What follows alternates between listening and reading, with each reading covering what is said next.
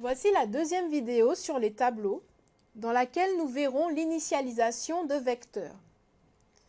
Il y a deux façons d'initialiser un vecteur, soit à la déclaration, soit après la déclaration.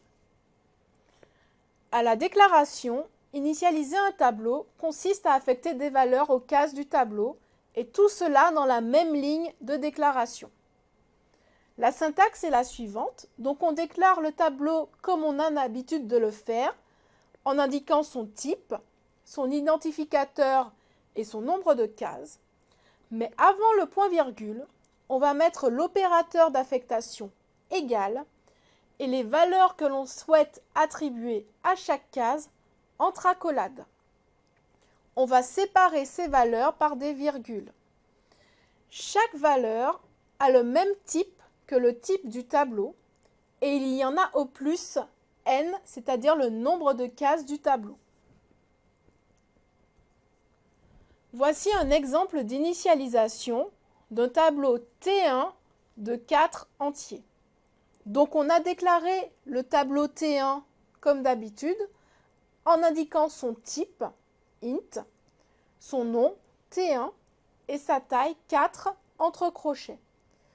Ensuite, on souhaite initialiser chacune de ces cases.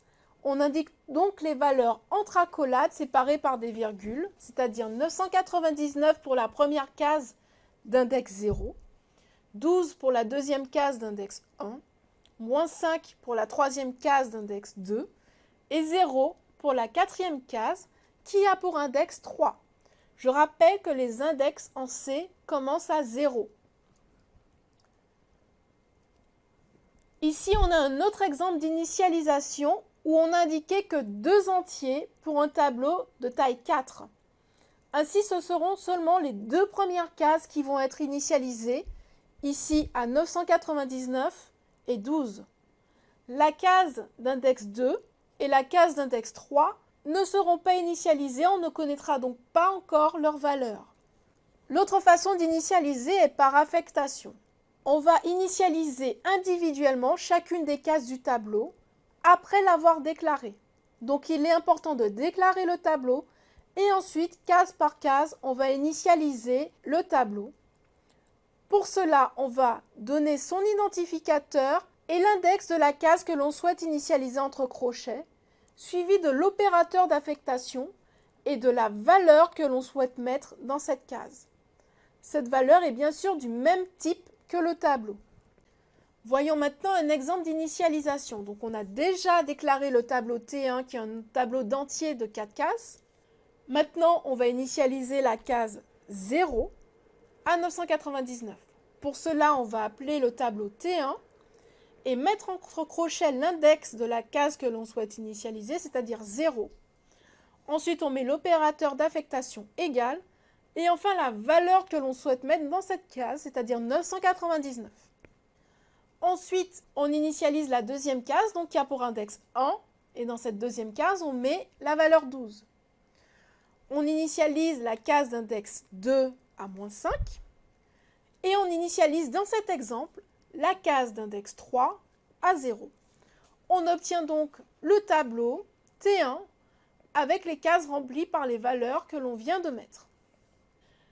Pour les tableaux dont le contenu répond à une suite logique, ou encore pour les très grands tableaux que l'on souhaite initialiser avec la même valeur, on va privilégier l'utilisation de la boucle for. Donc je rappelle la syntaxe de la boucle for, c'est-à-dire le pour i allant de 0 à n par pas de 1. Cela va s'écrire for i qui a déjà été déclaré auparavant égale 0, donc pour i prenant la valeur 0 au début, i strictement inférieur à n, donc ça ce sera la condition d'arrêt, et par pas de 1, i++. Cette expression séparée par des points-virgules va être mise entre parenthèses. Ensuite, on va mettre le corps de la boucle entre accolades. Et dans le corps de la boucle, on veut que chaque case soit initialisée à une valeur. Pour initialiser chaque case, on va appeler l'identificateur du tableau mettre la case d'index i entre crochets, ensuite mettre l'opérateur d'affectation et mettre l'expression que l'on souhaite attribuer à cette case d'index i. On n'oublie pas le point-virgule à la fin. Voici un exemple où on va initialiser le tableau T1 à 0. Donc T1 a 4 cases, les index vont aller de 0 à 3. Donc pour i allant de 0 et i strictement inférieur à 4, par pas de 1, on va initialiser la case d'index i du tableau T1 avec la valeur 0. On va voir comment cela se passe pas à pas. Donc au début, i vaut 0. Est-ce que 0 est inférieur strictement à 4? Oui. Donc on va dans le corps de la boucle. I valant 0, on va initialiser la case d'index 0 de T1 à 0.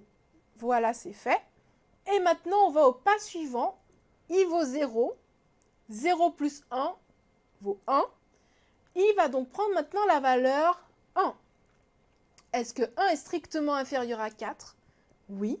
Donc on va dans le corps de la boucle. Lorsque i vaut 1 et que l'on remplace i donc par 1, on voit qu'on va affecter à la case d'index 1 la valeur 0. C'est fait. On incrémente i. Donc i va passer de 1 à 2. Maintenant, i a la valeur 2. Est-ce que 2 est strictement inférieur à 4? Oui. On va donc dans le corps de la boucle. On va mettre la case d'index 2 à 0, parce que i maintenant vaut 2. C'est fait. On passe au pas suivant, c'est-à-dire qu'on incrémente i. Donc i va passer de 2 à 3. I prend maintenant la valeur 3. Est-ce que 3 est strictement inférieur à 4? Oui. On peut donc aller dans le corps de la boucle. En remplaçant i par 3, on voit qu'on met la case d'index 3 à 0. C'est maintenant fait. On incrémente i. I va donc passer de 3 à 4. Et on demande si i est strictement inférieur à 4. Est-ce que 4 est strictement inférieur à 4? C'est faux. On ne va donc pas pouvoir aller dans le corps de la boucle. On va aller à la fin de la boucle et continuer le programme.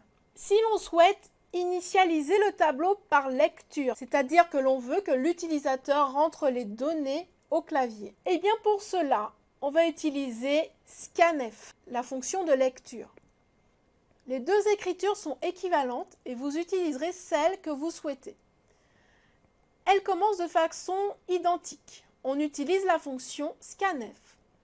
On ouvre la parenthèse et le premier paramètre de scanf sera le type du tableau. Il faudra donc indiquer quel type on souhaite lire au clavier.